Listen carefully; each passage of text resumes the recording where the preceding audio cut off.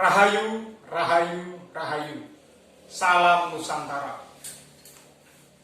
Pada kesempatan ini saya akan menyajikan tentang Pancasila di dalam Kakawin Nirarta Prakerta. Di dalam Kakawin Negara Kertagama. Selama ini jika kita mengkaji atau belajar tentang pengetahuan jika berkaitan dengan Pancasila, kita akan langsung pikiran kita terfokus kepada ideologi negara kita, yaitu Pancasila, yang diputuskan oleh Bung Karno tanggal 1 Juli 1945. Pancasila itu sebenarnya 5 kaidah yang menjadi norma atau yang menjadi dasar di dalam kehidupan. Itu namanya Pancasila. Panca itu 5, sila itu norma atau kaidah. Sebenarnya Pancasila itu banyak, kata Pancasila itu banyak dipakai di dalam beberapa naskah. Ya. Di Kakawin Negara Kertagama itu ada juga satu bahasan tentang Pancasila, 5 kaidah laku kehidupan. Ada juga di kitab suci, Parita Suci, yaitu kitabnya umat Buddha, itu ada juga Pancasila, 5 aturan yang harus dilakukan oleh pengikut Sang Buddha. Jadi istilah Pancasila, kata Pancasila itu merujuk kepada banyak hal, ya, tidak hanya berkaitan dengan ideologi negara kita, tetapi Pancasila juga berkaitan dengan norma-norma yang ada di satu ajaran agama, seperti di Parita Suci. Ada juga Pancasila berkaitan dengan kaidah-kaidah yang harus dilakukan oleh seorang raja, sebagaimana yang tertera di dalam Kakawin Negara Kertagama. Kita tahu bahwa Kakawin Negara Kertagama itu ditulis oleh Empu Prapanca pada era Prabu Hayamuruk, Raja keempat pada masa Kerajaan Majapahit, yaitu sekitar tahun 1331 Masehi atau 1253 Saka. Ya, ini salah satu karya sangat monumental yang telah diakui UNESCO sebagai salah satu karya sastra yang luar biasa dari Indonesia. Nah, kalau kita bicara Pancasila di dalam Kakawin Negara Kertagama, tentu tidak sama dengan Pancasila yang ada di kitab suci Parita Suci, ataupun Pancasila yang ada di negara kita. Karena apa? Karena Pancasila itu umum sekali. Semua orang bisa menghasilkan Pancasila selama itu berkaitan dengan norma kehidupan yang ia jalankan agar mencapai kebijaksanaan ataupun kedamaian. Nah, di Kakawin Negara Kertagama itu Pancasila ada di Pupuh 43, ya, Pupuh 43 Sloka kedua. Itu nanti Empu Prapanca menuliskan kata Pancasila. Nah, mengapa muncul Pancasila di Kakawin Negara Kertagama? Ini sebenarnya berkaitan dengan laku atau tindakan yang harus dilakukan oleh seorang raja ataupun calon raja. Pada masa dahulu, para pangeran atau calon raja itu akan dikirim di asrama, dikirim di padepokan, berguru kepada seorang biku atau seorang resi atau seorang pandita. Untuk apa? Mempelajari apapun. Tujuannya apa? Supaya raja itu memiliki pengetahuan, dan dengan pengetahuannya itu seorang raja mampu berbuat secara baik, secara benar, dan secara bijaksana. Raja yang perbuatannya tidak mencerminkan kebijaksanaan, pasti di dalam memerintah akan mengalami namanya gonjang-ganjing, kegoncangan. Kita lihat raja kedua Majapahit, yaitu Prabu Jayanegara. Mungkin dia punya pengetahuan yang banyak, tapi tidak menggunakan pengetahuannya di dalam memerintah. Sehingga apa? Prabu Jayanegara dikenal sebagai raja yang kurang bijaksana, kurang adil, sehingga di era beliau banyak sekali pemberontakan, dan pemberontakan yang paling dahsyat adalah pemberontakan para Dharma Putra Winesuka atau pengalasan Winesuka, yang nanti salah satunya adalah Rakuti. Pemberontakan Kuti ini menjadikan Prabu Jayanegara hingga keluar dari keraton Majapahit. Nah, seorang raja itu harus betul-betul memiliki pengetahuan, supaya pengetahuannya itu menjadikan dirinya bijaksana, menjadikan dirinya itu berwibawa.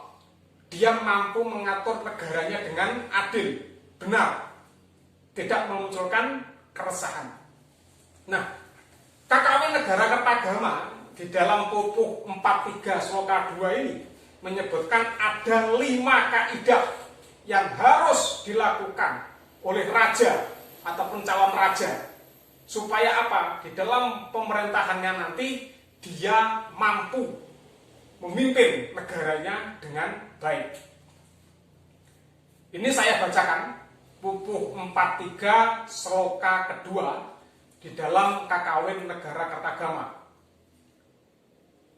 Nahan hetu Narendra Bakti Ripodo Sri Sakyo Sinhastiti Yatna Gekwani Pancasila Kertasan Skra Rabiseka Krama Lumra Namo Jinabiseka Miro Sansri Jenana Bajriswara Tarka Wiyakarana Disastran Inaji Sri Noto Wijna Lulus. Nah, alih bahasa Indonesianya, demikian alasan sang raja mantap berbakti pada kaki Sri Singhasakya, berusaha memegang teguh pada Pancasila. 5 kaidah tingkah laku utama diresmikan dalam tata upacara penobatan. Nama gelarnya menurut penahbisan Jina adalah Sri Jenana Bajriswara. Logika, tata bahasa, dan kitab suci utama lainnya dipelajari sang paduka. Kebijaksanaan hingga ilmu kesempurnaan atau ketuhanan. Kita tahu bahwa negara Kertagama ini disusun pada era Prabu Hayam Wuruk.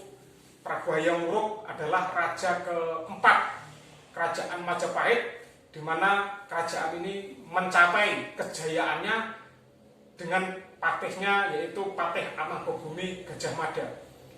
Hayam Wuruk dikenal sebagai seorang raja yang sangat bijaksana, raja yang memiliki pengetahuan luar biasa, karena beliau dididik langsung oleh neneknya, yaitu Raja Patni Gayatri. Kita tahu Raja Patni Gayatri adalah seorang bikuni penganut aliran Kasogatan, juga istri dari Sri Kertarajasa Jayawardhana, pendiri Majapahit sekaligus raja pertama kerajaan Wilwatikta. Nah, Prabu Hayam Wuruk ini dikisahkan di dalam KKW ini menjadi seorang raja yang luar biasa, ya, menjadi seorang raja yang diibaratkan itu seperti Pandawa, ya, karena Pupuh ini sebenarnya berkaitan dengan cerita para Pandawa. Kalau kita baca di Pupuh pertama itu berkaitan dengan Pandawa. Kita ingat Pandawa adalah 5 orang pangeran dari kerajaan Hastinapura, ya, 5 pangeran yang bijaksana, 5 pangeran yang mencerminkan 5 kualitas. Ya, yang pertama Yudhistira, orang yang bijaksana. Yang kedua Bima, orang yang memiliki fisik gagah. Yang ketiga Arjuna, orang yang bijaksana, cerdas, ya, cerdas, pandai. Yang keempat Nakula, dan yang kelima Sadewa. Orang ini memiliki, Nakula ini adalah orang yang ahli strategi dalam perang ataupun dalam yang lainnya. Yang kelima Sadewa, orang yang menguasai ilmu astrologi. Kalau kalian pernah melihat film-film Mahabharata itu, bahwa 5 orang ini atau Pandawa ini merupakan sosok-sosok ideal Jadi kalau kita bicara Pandawa tidak bisa dipisahkan satu sama lainnya. Nah ini sebenarnya simbol orang yang memiliki kualitas multi atau multi talent ini bisa seperti Pandawa. Dia harus seperti Yudhistira, bijaksana, memiliki tubuh seperti Bima, gagah, kuat, tahan banting, tapi juga cerdas seperti Arjuna, pandai, sekaligus ahli strategi, bukan licik, ahli strategi. Supaya apa? Karena kehidupan ini penuh dengan gejolak. Karena kalau tidak punya strategi, kita menjalani kehidupan itu nanti ngawur juga.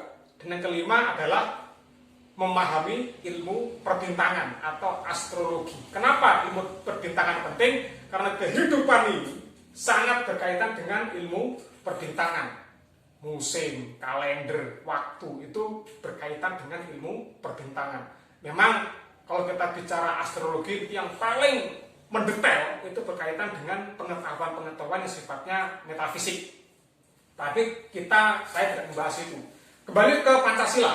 Nah, di dalam pupuh 43 sloka 2 ini dijelaskan bahwa sang raja itu memegang teguh yang namanya Pancasila.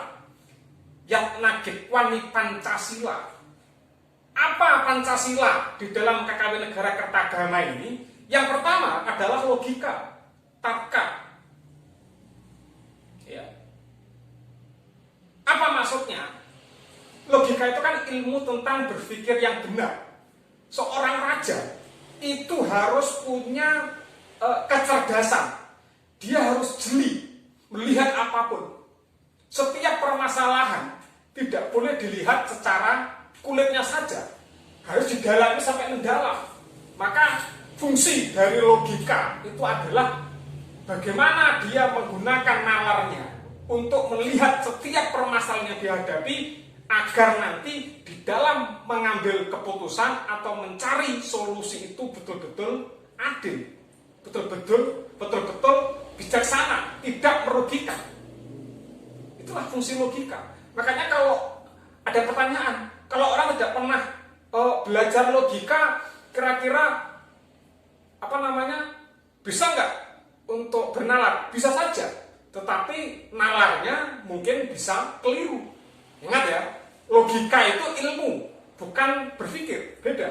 Orang yang berpikir berdasarkan logika itu disebut dengan logis. Berpikir logis itu pasti rasional, yaitu diterima oleh akal. Banyak orang itu salah paham. Kita harus berdasarkan logika, betul. Apa logika? Ilmu berpikir yang benar. Tapi sering sekali istilah-istilah logika itu dipakai dalam bernalar. Padahal metode penalaran itu bagian dari logika. Nah ini saya tidak membahas logika secara mendetail ya. Anda baca sendirilah. Anda bisa membeli bukunya para filsuf atau penulis yang khusus membahas tentang logika. Jadi ingat, logika itu ilmunya, bukan proses berpikirnya. Berpikir berdasarkan logika itu disebut dengan logis. Nah, di dalam KKW Negara Kertagama ini, Pancasila, kaidah yang pertama adalah logika. Yang kedua, kaidahnya adalah tata bahasa. Apa maksudnya? Orang yang bisa berpikir dengan benar berdasarkan kaidah-kaidah berpikir benar atau logika tadi, maka dia harus bisa menguasai tata bahasa. Karena tata bahasa ini penting. Banyak orang yang tidak bisa menempatkan kata-kata sesuai dengan kondisi dan lawan bicaranya. Jadi di dalam bahasa Jawa itu tata bahasa sangat dipakai untuk menunjukkan kepada siapa kita bicara dan dalam kondisi apa kita sedang melakukan pembicaraan. Orang yang menguasai tata bahasa, dia pasti pandai berkomunikasi. Nah ini sangat luar biasa sekali. Tapi orang yang tidak menguasai tata bahasa, maka dia akan kaku dalam berkomunikasi. Nah seorang raja itu harus bisa berkomunikasi. Mengapa? Karena seorang raja pasti punya visi misi. Seorang pemimpin itu punya cita-cita. Seorang pemimpin atau raja Jika dia tidak bisa menyampaikan visi misinya kepada bawahannya atau kepada rakyatnya, maka bagaimana mungkin akan dipahami visi misinya? Maka kata Bung Karno itu, pemimpin itu harus banyak bicara dan banyak bekerja. Ingat ya, banyak bicara dan banyak bekerja. Banyak bicara artinya dia harus menjelaskan visi misinya kepada siapapun mengenai kedaulatan negara. Dan banyak bekerja karena pemimpin itu adalah contoh yang paling utama bagaimana menunjukkan keseriusan menjalankan tujuannya sendiri. Jadi kaidah yang kedua adalah tata bahasa. Ini bagian dari ilmu komunikasi. Orang yang tidak pandai dalam tata bahasa akan kesulitan menjelaskan keinginannya kepada orang lain. Orang yang tidak paham tata bahasa, dia akan kesulitan bagaimana sih menjelaskan konsep-konsepnya di dalam tindakan kepada orang lain. Nah, seorang pemimpin, seorang raja itu harus memahami tentang tata bahasa sehingga mudah untuk dimengerti. Yang ketiga, kitab suci utama lainnya dipelajari Sang Paduka. Kita ingat di era Majapahit itu ada 3 aliran besar agama ya. Yang pertama adalah Kasaiwan, penganut aliran Siwa. Yang kedua Waisnawa, pengikut aliran Wisnu. Yang ketiga adalah Kasogatan, pengikut aliran Buddha. Kita tahu raja pertama Majapahit itu adalah Sri Kertarajasa Jayawardana yang dicandikan di Candi Simping Kademangan Kabupaten Blitar, diarcakan dalam bentuk harihara, yaitu Siwa dan Wisnu, 2 sosok. Artinya di era Majapahit orang itu bebas, biasa mengikuti 2 aliran kepercayaan atau 2 aliran keagamaan. Raja terakhir Singasari yaitu Prabu Kertanegara itu penganut Kasogatan dan juga Kasaiwan, penganut Buddha dan penganut Siwa. Makanya Candi Jawi, pendarmaannya Prabu Kertanegara itu berbentuk Buddha, Buddhis, Kasogatan dan juga berbentuk Kasaiwan. Nah, kalau sekarang orang menganut 2 aliran kepercayaan, mengapa dipermasalahkan? Toh beragama itu hak individual. Tidak boleh ada orang lain mengintervensi kita di dalam kepercayaan kita. Dan kita pun tidak boleh mengintervensi orang lain sesuai dengan kepercayaan kita. Agama itu hak individual, bukan hak sosial. Orang mau beragama, silakan. Dia mau menganut 10 aliran kepercayaan, silakan. Kenapa? Itu hak individual. Toh agama sendiri itu lahir dari proses reflektif penemunya. Nah, ini yang harus kita pahami ya. Kalau kita mengkaji filsafat agama, kita akan lebih mudah. Kita akan membahas itu. Nah, seorang raja di zaman Majapahit itu mengkaji kitab suci. Mengapa? Karena kitab suci itu menjadi salah satu hal yang diajarkan. Dan ingat, yang diajarkan bukan satu kitab suci saja, tetapi berbagai macam kitab suci. Sehingga apa? Seorang raja akan bisa lebih bijaksana bagaimana memahami perbedaan di dalam beragama. Di era Majapahit tidak ada sebutan Hindu ya, yang ada adalah Kasaiwan, Kasogatan, dan Waisnawa. Nah, hari ini kita harus mengikuti, atau setidaknya kita mengikuti kehidupan di era Majapahit. Sehingga apa? Sehingga kita tidak picik melihat orang-orang yang berbeda keyakinannya dengan kita. Belajar kitab suci apapun boleh. Anda mau menganut 3 aliran kepercayaan, silakan, bebas. Kenapa? Karena leluhur-leluhur kita di era Singasari Majapahit itu biasa memeluk 2 aliran. Tidak ada paksaan dan tidak ada hukuman. Kenapa? Karena beragama adalah hak individu. Nah, seorang raja, seorang pemimpin belajar kitab suci artinya dia memahami bagaimana perbedaan-perbedaan itu ada, tetapi ada juga kesamaannya. Makanya di dalam Kakawin Sutasoma Empu Prapanca menulis Bhinneka Tunggal Ika Tanhana Dharma Mangrua. Berbeda-beda, tetapi satu jua dan tunggal, tidak ada perbedaan di dalam kebenaran. Nanti kalau kita sudah bicara kebenaran tertinggi, itu tidak ada perbedaan. Yang keempat adalah kebijaksanaan. Nah, apa itu kebijaksanaan? Kebijaksanaan itu adalah sikap bagaimana melihat fenomena dengan benar. Contohnya, kalau ada orang mencuri, maka dia harus dihukum. Itu berdasarkan undang-undang. Tetapi, kalau ada orang yang mencuri dengan terpaksa karena dia sangat kelaparan, haruskah dihukum berdasarkan undang-undang? Inilah bijaksana. Kalau kita mengikuti aturan, seorang pencuri harus dihukum. Kenapa? Kan begitu aturannya. Tapi kalau seorang yang bijaksana, digali dulu, mengapa kok dia mencuri? Usianya berapa? Betul nggak dia terpaksa mencuri? Atau hanya buat senang-senang saja? Itulah bijaksana. Jadi pengetahuan itu harus menjadi dasar bagaimana kita mampu bersikap secara bijaksana. Jadi bijaksana itu berkaitan dengan sikap. Seorang raja harus punya sikap bijaksana. Jika tidak, maka pasti sewenang-wenang. Dan yang terakhir adalah ilmu kesempurnaan atau ketuhanan. Artinya, ilmu yang paling tinggi di dalam era Majapahit adalah tentang ketuhanan. Mengapa? Karena seorang raja, dia adalah perwujudan dari dewa. Artinya ketika dia ada menjadi raja, dia seperti utusan dewa untuk mengatur kehidupan manusia dalam batasnya sebagai seorang raja. Maka dari itu seorang raja harus betul-betul memahami ilmu kesempurnaan.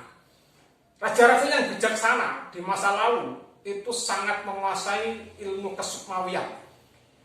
Contohnya Prabu Airlangga. Prabu Airlangga itu raja dari kerajaan Kahuripan. Dia setelah merasa cukup untuk memimpin kerajaannya, dia memilih menjadi seorang resi. Dia membangun pertapaaannya yaitu di daerah Jolotundo, yaitu di Gunung Penanggungan. Artinya seorang raja dia harus memahami kapan dia waktunya untuk memerintah, kapan waktunya dia harus selesai memimpin negaranya dan diserahkan kepada generasi berikutnya. Sehingga apa? Tingkat kaderisasinya memimpin negara akan memiliki kesinambungan.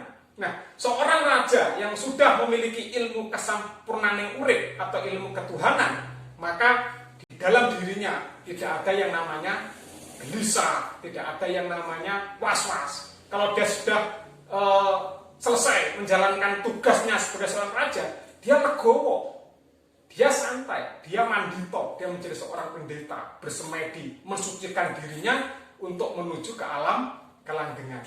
Nah, inilah 5 Pancasila di dalam Kakawin Negara Kertagama. Logika, tata bahasa, kitab suci dari berbagai macam aliran. Yang keempat, kebijaksanaan. Yang kelima, ilmu kesempurnaan atau ilmu ketuhanan. Semoga kajian sore ini sangat bermanfaat. Sebelum kita tutup, mari kita akhiri dengan membaca salah satu mantra yang ditulis oleh Empu Prapanca di dalam Kakawin Niratapakerta yang isinya berkaitan dengan permohonan maaf. Santawyo wahijon batara paramartabyanto rehniskolo santansah sinamati mungi tengahe kita sunyoloyo suryopomo siron prakoso menuhi sarwatma titekwala biak tawas kahidup swadipo sumino lumren manah niswala. Om. Salam Nusantara.